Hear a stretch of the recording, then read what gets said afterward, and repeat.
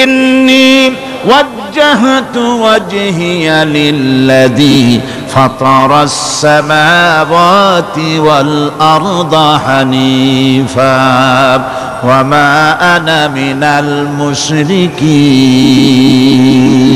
নিশ্চয় আমার মুখ ঘুরায় দিলাম কার দিকে?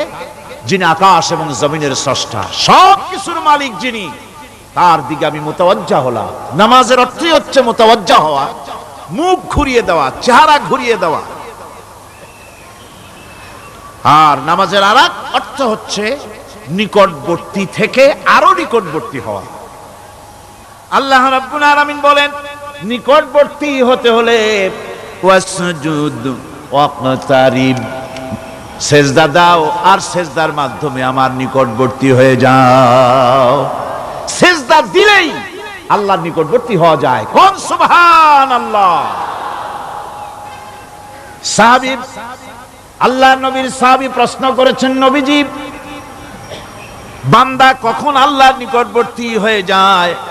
নবীজি বলেছেন, বান্দা যখন সেজদা দেয় তখন আল্লাহর বান্দার মাঝে কোনো হিজাব থাকে না।